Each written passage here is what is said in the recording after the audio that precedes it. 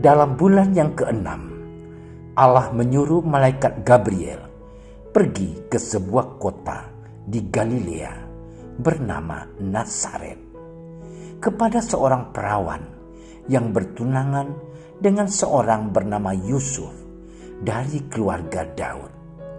Nama perawan itu Maria. Ketika malaikat itu masuk ke rumah Maria, ia berkata, "Salam, hai engkau yang dikaruniai, Tuhan menyertai engkau." Maria terkejut mendengar perkataan itu, lalu bertanya di dalam hatinya, "Apakah arti salam itu?" Kata malaikat itu kepadanya, "Jangan takut, hai Maria, sebab engkau beroleh kasih karunia di hadapan Allah. Sesungguhnya engkau akan mengandung dan akan melahirkan seorang anak laki-laki, dan hendaklah engkau menamai dia Yesus. Ia akan menjadi besar dan akan disebut Anak Allah yang Maha Tinggi. Dan Tuhan Allah akan mengaruniai kepadanya takhta Daud bapa leluhurnya. Dan ia akan menjadi raja atas kaum keturunan Yakub sampai selama-lamanya.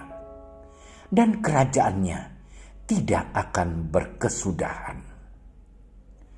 Kata Maria kepada malaikat itu, "Bagaimana hal itu mungkin terjadi? Karena aku belum bersuami." Jawab malaikat itu kepadanya, "Roh Kudus akan turun atasmu, dan kuasa Allah yang Maha Tinggi akan menaungi engkau. Sebab itu, anak yang akan kau lahirkan itu akan disebut kudus, Anak Allah. Dan sesungguhnya Elisabet, sanakmu itu, ia pun sedang mengandung seorang anak laki-laki pada hari tuanya. Dan inilah bulan yang ke-6 bagi dia yang disebut mandul itu. Sebab bagi Allah tidak ada yang mustahil." Kata Maria, "Sesungguhnya aku ini adalah hamba Tuhan. Jadilah padaku menurut perkataanmu itu." Lalu malaikat itu meninggalkan dia. Demikianlah Injil Tuhan.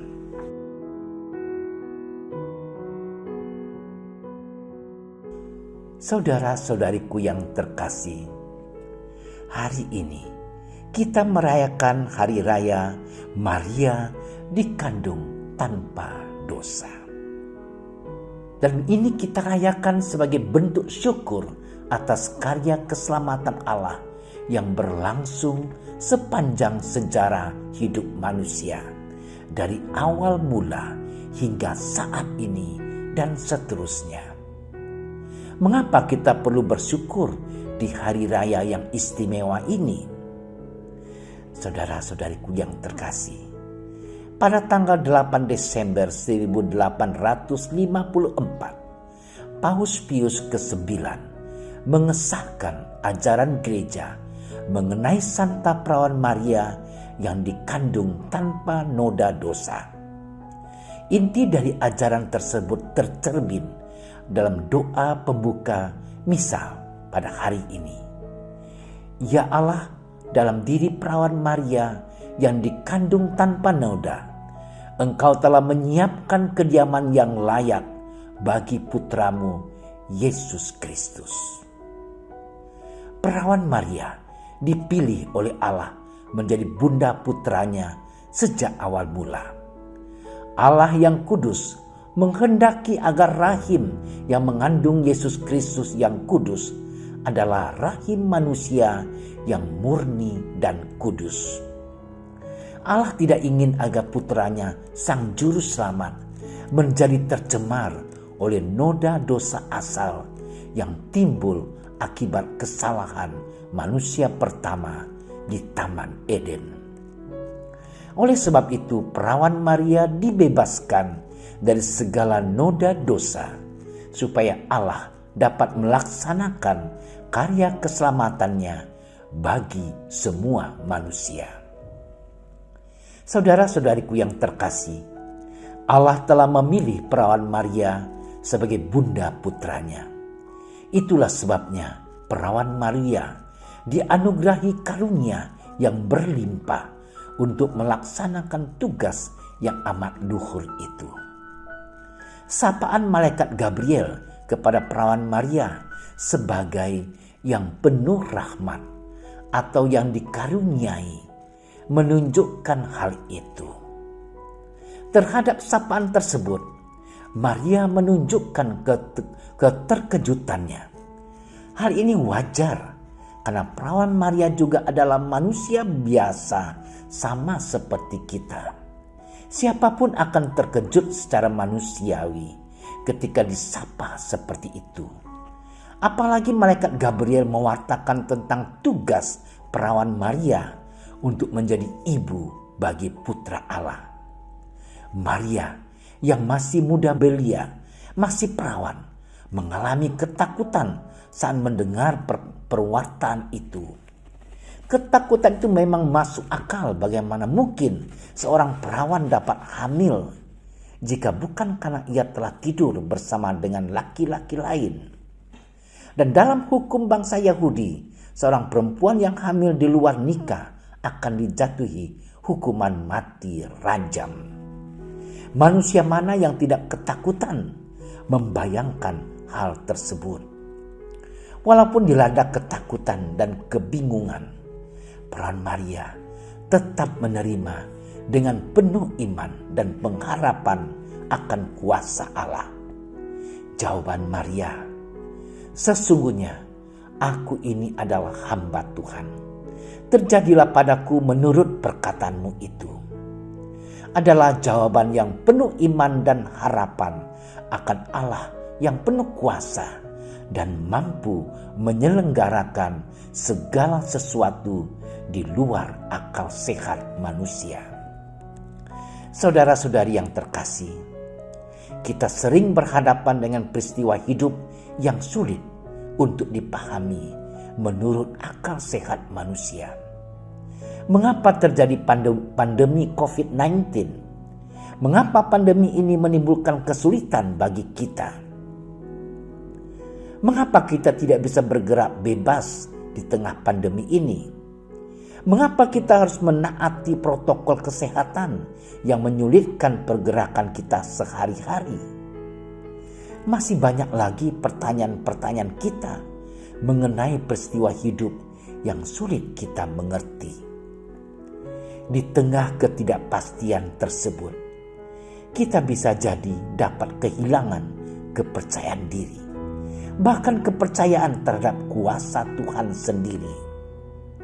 Kita tidak mensyukuri segala yang telah kita terima sepanjang hidup kita, entah itu baik ataupun buruk. Kita cenderung egois, hanya menginginkan yang baik dan menyenangkan hati saja. Kita tidak mau menerima segala hal yang buruk dan mengancam kesenangan diri kita. Perawan Maria memberikan teladan amat baik bagi kita dalam menyikapi segala peristiwa hidup, entah itu baik ataupun buruk, yaitu senantiasa berserah diri kepada Tuhan, Allah yang Maha Kuasa. Allah takkan membiarkan kita jatuh dalam penderitaan. Allah ingin agar kita hidup dan berjuang untuk mencapai kebaikan. Kita diharapkan untuk tidak memanjakan diri, melainkan senantiasa berjuang untuk menghasilkan sesuatu yang baik dan berguna, baik bagi diri kita sendiri maupun bagi orang lain.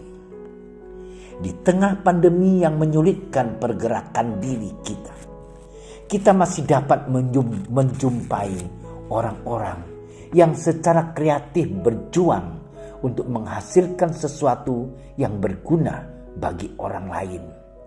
Misalnya dengan membuat kerajinan masker buatan tangan sendiri, atau mengolah lahan miliknya untuk ditanami buah atau sayuran.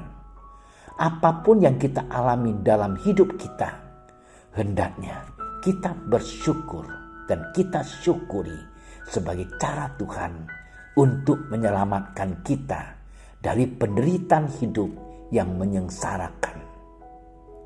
Saudara-saudariku yang terkasih, marilah kita bersyukur kepada Tuhan karena Ia baik dan senantiasa mengasihi kita. Ia mengutus putranya ke dunia untuk menyelamatkan kita dari belenggu dosa. Melalui kesediaan perawan Maria untuk menjadi Bunda Yesus, karya keselamatan itu terlaksana hingga saat ini. Terhadap kasih Allah tersebut, kita diundang untuk selalu mengucap syukur atas segala peristiwa hidup yang kita alami, serta memasrahkan diri pada kehendak Allah yang Maha Kuasa. Bentuk pasrah diri itu dapat kita ungkapkan dalam doa dan tindakan hidup sehari-hari yang kreatif dan membawa manfaat bagi semua orang. Ya Allah, dalam rasa syukur atas kasih-Mu bagi kami mohon semoga teladan iman Bunda Maria senantiasa kami ikuti dan kami laksanakan dalam hidup kami sehari-hari, sehingga kami dapat menghasilkan buah-buah yang baik dan berguna, baik bagi kami maupun bagi semua orang. Amin. Terima kasih sudah menyaksikan renungan hari ini. Jangan lupa like, subscribe, dan aktifkan tombol loncengnya agar Anda yang pertama mendapatkan notifikasi updatean renungan harian dari Komsos Keuskupan Padang.